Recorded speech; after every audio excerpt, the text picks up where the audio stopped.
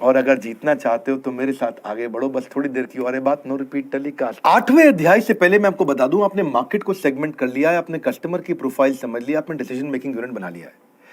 अब थोड़ा सा ना अपनी रिसर्च को इंट्यूशन मत रखो, तुक्के से मत बनाओ, इसको थोड़ा वैलिडेट करो, थोड़ा डेटा को, थोड़ी सी बेसिकली रिसर्च को डिटेल में डालो। जैसे ओयो ने क्या किया था, ओयो ने देखा कि मिडिल क्लास 1000 से 2000 रुपए का कमरा अगर उसको मिल जाए होटल में तो खुशी खुशी रहेगा। ये उसकी रिसर्च का आउटकम था।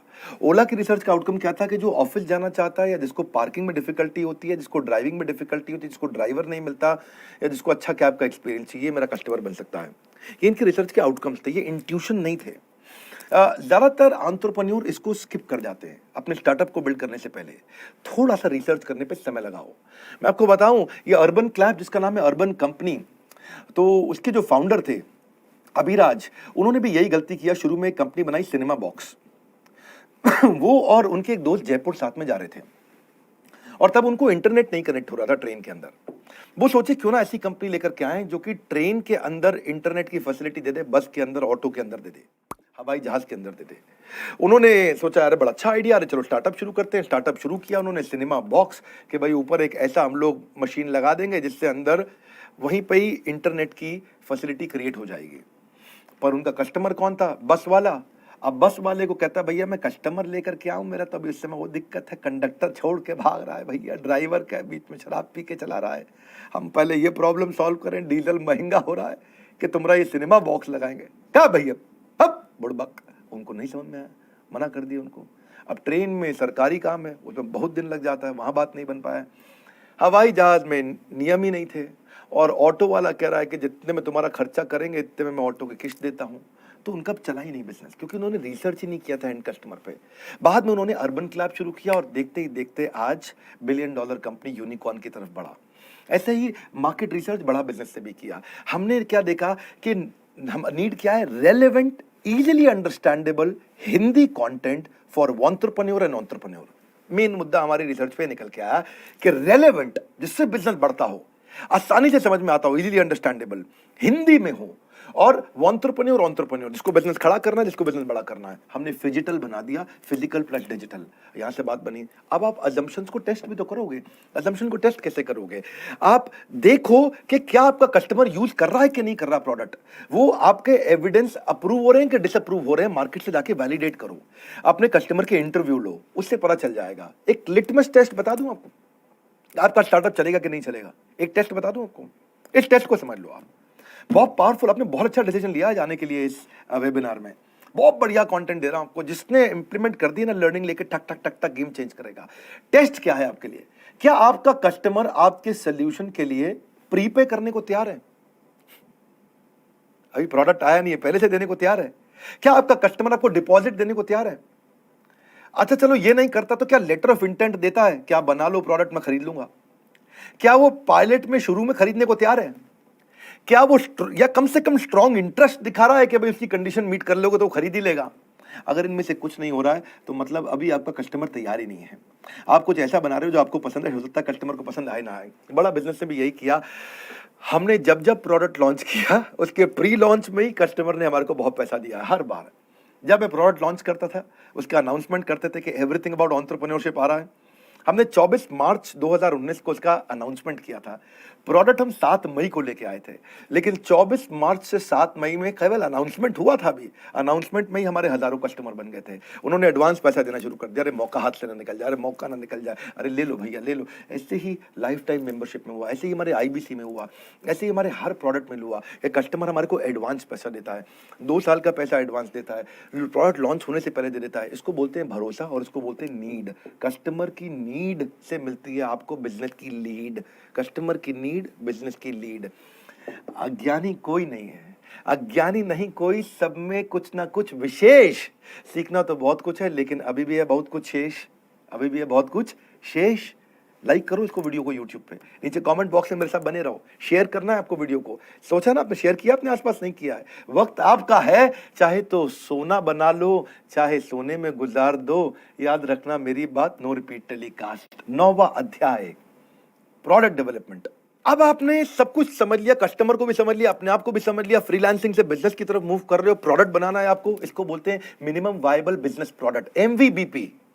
एक ऐसा प्रोडक्ट बना दो जो वायबिलिटी बिल्ड करके दे आपको। क्या होता है ये भाई, जिससे कस्टमर को वैल्यू मिलती हो, कस्टमर अग्री करता हो मुझे वैल्यू मिल रही है, कस्टमर उसके लिए पैसा देने को तैयार है। क्या ऐसा प्रोडक्ट बनाया आपने? कस्टमर वेट कर रहा था भाई ऐसा कुछ मिल जाए, ले ले पैसे, ले दे दे दे दे। प्रोडक्ट इज सफिशिएंट, ऐसा हो प्रोडक्ट जिससे फटाफट से फीडबैक भी मिलने शुरू हो जाए, ताकि आप इंप्रूवमेंट साइकिल बिल्ड करो। इंप्रूवमेंट साइकिल बिल्ड करोगे, बाद बन जाएगी सारी चीजें काम की, सबका अपना मोल। वन मोर टाइम, सारी चीजें काम की, सबका अपना मोल। जो सच्चा फायदा बताए वो सबसे अनमोल। कस्टमर फिर आपको अपने फायदे की बात बताएगा, भाई आपके प्रोडक्ट में ये कमी है, ये कमी है, ये कमी है। यही हमने भी किया। हमने जब आईबीसी बनाए, 1000 आईबीसी को बोला शुरू में, आप हमें सारी कमियां बताते जाओ, हम उसी से मॉडल इंप्रूव करेंगे। मेरी कंपनी में, बड़ा बिजनेस में लीडरशिप बहुत मजबूत है, बहुत लीडर्स हैं हमारे यहाँ, सॉलिड लीडर्स हैं। आईआईएम्स के ही बहुत लोग हैं हमारे साथ में, top A grade management colleges से हमने लोग हायर किए हैं, लीडरशिप जो हमारी है। हम सब ने मिलकर के फटाफट आईबीसी के लिए कस्टमर की फीडबैक हमने लिया, आईबीसी के, उसको चेंज किया, इंप्रूवमेंट साइकिल, और बहुत तेजी से ग्रो किया। ये प्रोसेस का हिस्सा है। शुरू में हमेशा आपको इंप्रूवमेंट साइकिल मिलने चाहिए। अगर आपने पहली बार में परफेक्ट प्रोडक्ट बना दिया तो कोई गड़बड़ है, मुझे विश्वास नहीं है इस बात पे। आप इस एमवीबीबी को मेजर कैसे करोगे? मेजरमेंट के लिए सबसे पहले देखो, क्या रिपीटेड यूज कर रहा है कस्टमर, क्या बार बार पे कर रहा है, रिपीटेडली यूज एंड पे। इसको दिमाग में रख लो कि वो बार बार यूज और बार बार पे करने को तैयार है। इसका डेटा कलेक्ट करो, तभी आप मेजर कर पाओगे इसको। क्या कस्टमर बार बार खरीद रहा है, बार बार यूज कर रहा है? क्या वो आपके प्रोडक्ट को एडवोकेट कर रहा है, वर्ड ऑफ माउथ दे रहा है लोगों को, भाई बहुत अच्छी चीज है, ये ले लो भाई, बहुत अच्छी चीज है भाई, ले लो भाई, ले लो, ट्राई कर लो, ओए कमाल है यार, मैं कह रहा हूं। अब एमएक्स का प्रीमियम कस्टमर जो होता है, वो यूज करने के बाद कहता है भाई ले लो। या विस्तारा, मैं एयरलाइंस यूज करता हूं, प्रमोशन नहीं कर रहा हूं उसका, कोई पैसा नहीं ले रहा हूं विस्तारा से, लेकिन प्रमोट करूंगा। जब फ्लाइट लेनी हो, जिसकी जेब में अगर पैसा है तो विस्तारा में जाओ, अगर आपकी जेब में पैसा है तो ताज के होटल में जाओ किसी, या ओबरॉय में जाओ। क्षमा चाहता हूँ, Oberoi is giving always better experience to me in comparison to, Taj भी बहुत अच्छा देता है, लेकिन ओबरॉय मेरे माइंडसेट में हमेशा नंबर 1 रहा है। मैं जब ओबरॉय में गया हूँ, इसको हम बोलते हैं D seeding of lemon wages. नींबू भी काट के देगा तो इतने प्यार से बीज निकाल देगा कि पता भी नहीं चलेगा कि नींबू में से चाकू डाल के बीज निकाला गया था। इतना डिटेल्ड ओरिएंटेड, इतना सर्विस ओरिएंटेड होते हैं। पता नहीं सबको आपका नाम कैसे मालूम रहता है। मैं उन दिनों फेमस ट्रेनर नहीं हुआ करता था, तब भी मैं देखता था कि हर आदमी को नाम ही याद हो गया है, रास्ते में चलते चलते भी उनका कोई स्टाफ मिल रहा है, हेलो डॉक्टर बिंद्रा। अब यार इसको कैसे मालूम ना नाम मेरा? तब मैं यूट्यूबर नहीं था, लेकिन डिटेल ओरिएंटेड। तो आप ये देखो, डेटा कलेक्ट करो, क्या आप एडवोकेट बन रहा है कि नहीं बन रहा। जैसे मैं एडवोकेट हूं, मेरे से कभी भी पूछोगे, मैं ओबरॉय होटल्स की बहुत तारीफ करता हूं। ऐसे ही after collecting data, now look for trends. अब उसका ट्रेंड बनाओ, ऊपर नीचे देखो क्या हो रहा है, और उसके बाद फिर फाइनली डिसाइड करो कौन सा फीचर कस्टमर बार बार यूज कर रहा है, उसको स्केल कर दो। प्रोडक्ट में क्या फीचर कस्टमर ज्यादा यूज कर रहा है, उसको स्केल कर दो। The only way to win is to learn faster than anyone else. गलतियों से नातेदारी कर ले, उनको सुधार कर समझदारी कर ले। अच्छी कहावत है ये। और फिर क्या है, बात ये है कि where do I collect the most details about consumer preferences. ये क्वेश्चन अपने आप से पूछो, कहां से लोगे आप ये। How to decrease initial investment, ये दूसरा क्वेश्चन है कि बिना कम इन्वेस्टमेंट के मैं कैसे आगे बढ़ूं। फिर तीसरा है अपने बग्स को फिक्स कर दो, और चौथा है क्या मैं तेजी के साथ इस प्रोडक्ट को पहुंचा सकता हूं मार्केट में। अब इसको मेजरमेंट के लिए ना कुछ डेटा कलेक्ट करो, जैसे यूजर की रेटिंग देखो, यूजर को रेटिंग कितनी दे रहा है 5 में से। एक तो जबरदस्ती आपने रेटिंग करा ली, उसको 50 रुपए का कैशबैक देके, तो वो क्या हो गया, आपने रेटिंग खरीदी है, पर प्रोडक्ट के दम पे कितनी रेटिंग दे रहा है वो आपको, उसका एंगेजमेंट कैसा है, वो ऐप कितना डाउनलोड कर रहा है, उसका रिटेंशन रेट कैसा है, कितने दिन तक रुकता है, उसका रीपर्चेज रेट कैसा है, वो दोबारा कब आके खरीदता है। एमएलएम में देखो ना, रीपर्चेज रेट नहीं आता है। क्यों नहीं आता है? क्योंकि उनको मालूम है यार ये सस्ता साबुन तेल शैम्पू है, टूथपेस्ट जो मार्केट में 60 रुपए की आती है 600 का बेचते हैं, एलोवेरा जो मार्केट में 100 रुपए का आता है 1000 रुपए का बेचते हैं, तो लोग रीपर्चेज नहीं करते, बार बार नहीं खरीदते हैं। एक्टिव यूजर कितने हैं, परसेंटेज ऑफ पेइंग यूजर कितने हैं, एवरेज रेवेन्यू रेट पर यूजर कितना है, ये सब डेटा कलेक्ट करना बहुत जरूरी है। मैं भी डेटा को बहुत समझता हूँ। मैं सबसे पहले अपनी लीडरशिप को बोला, मेरे को एक्टिव रेशियो आईबीसी का बहुत स्ट्रांग चाहिए। हमने क्या देखा, एमएलएम के अंदर एक्टिव रेशियो है 0.03%। कितना है? 0.03%। यानी कि अगर 1 लाख लोग एमएलएम ज्वाइन करते हैं तो हर महीने एक्टिव केवल 0.03% लोग रहते हैं, बाकी लोग छोड़ते जाते हैं।